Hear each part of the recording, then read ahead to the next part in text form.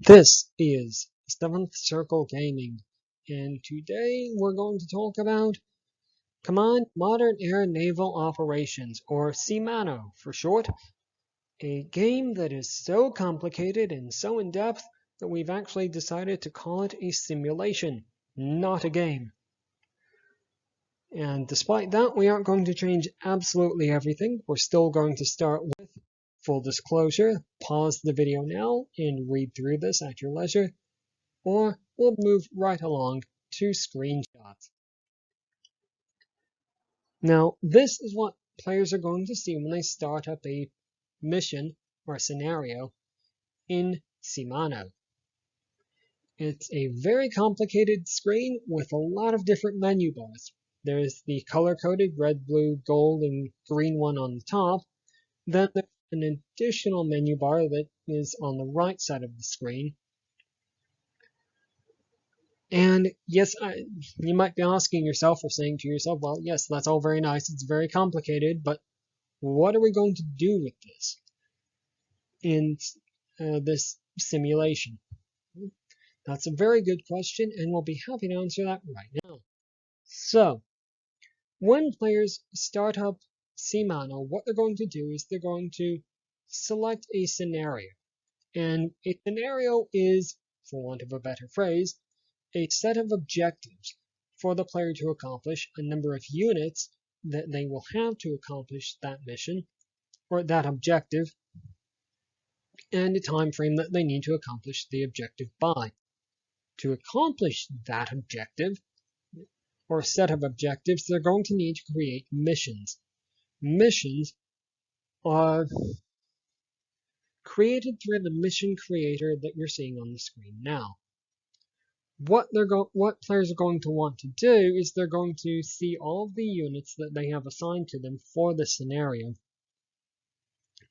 And then they create various types of mission, like anti-air, anti-submarine warfare missions, or a variety of others.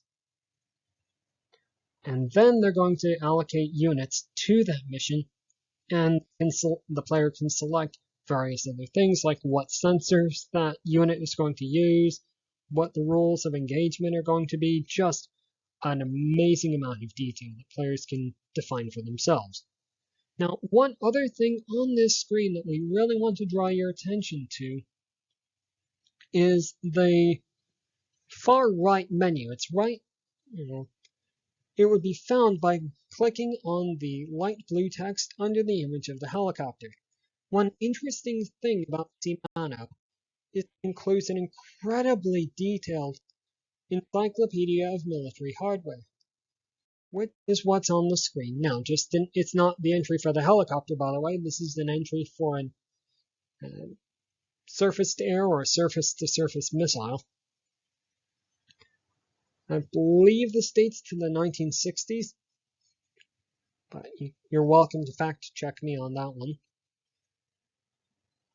But the point that we want to make with all this is that there's an incredible amount of statistics available to the player that the simulation will provide, all of which goes into attempting to provide the player with the information that they would want or need to successfully accomplish their objective as defined in the scenario.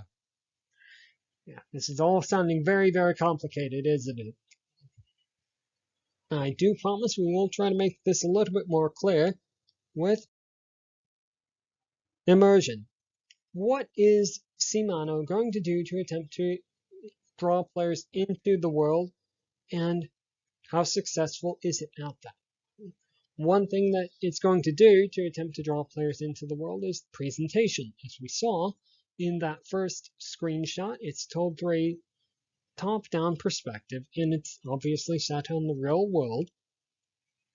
Obviously, a simulation would necessarily be set in the real world, and it's possibly even taken from Google Earth imagery, so just another little feather in its cap to note. There is an additional add-on that players can purchase that will render in-universe or in-world events in 3D. But since that would be an additional purchase, we didn't install that. during the evaluation session. One of the other things that Shimano is going to do to attempt to immerse players into the world is statistics focus. There are, as we showed earlier in the screenshots, multiple levels of statistics to examine and understand.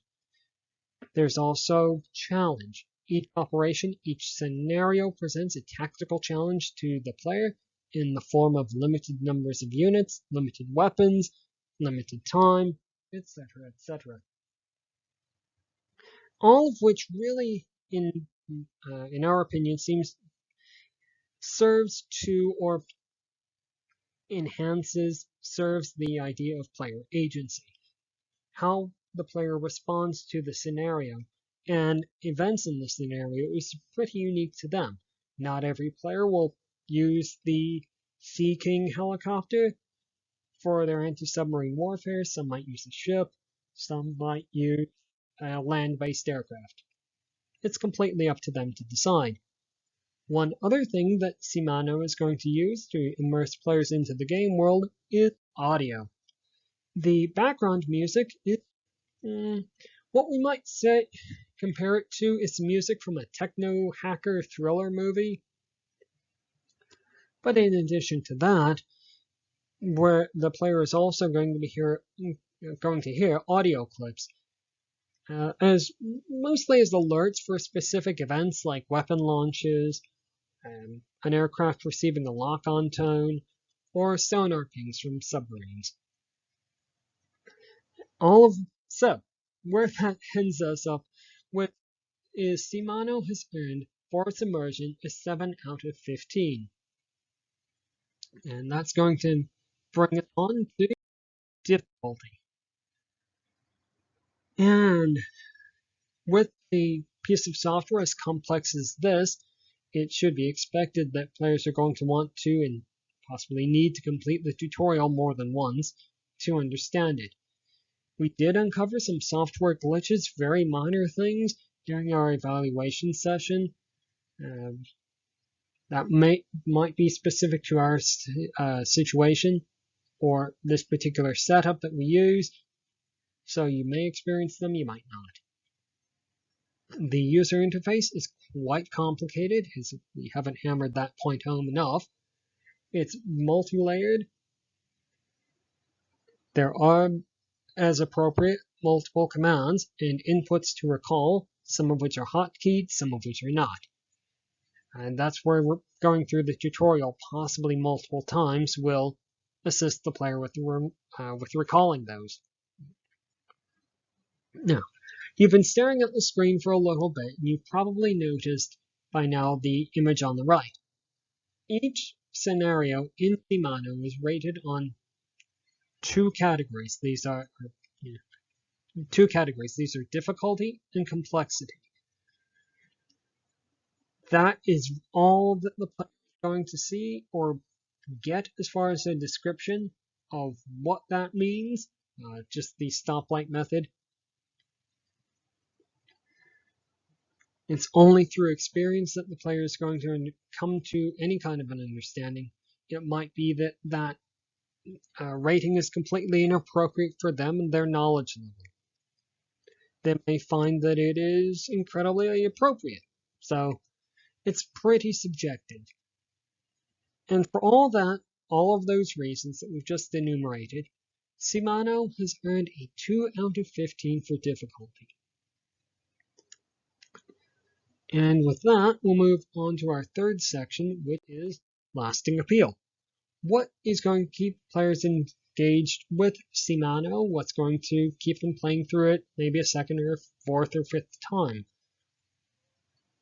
Well, to answer that, there's a vast library of mods available for this little simulation software, both on Steam Workshop and presumably through other sources as well. There is a significant amount of DLC available for the game, for the simulation, sorry.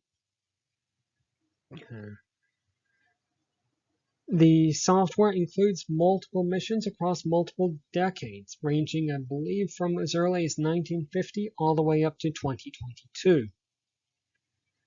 Now, for a piece of software for a simulation, it does score the player performance in each scenario, so players may want to retry for higher scores.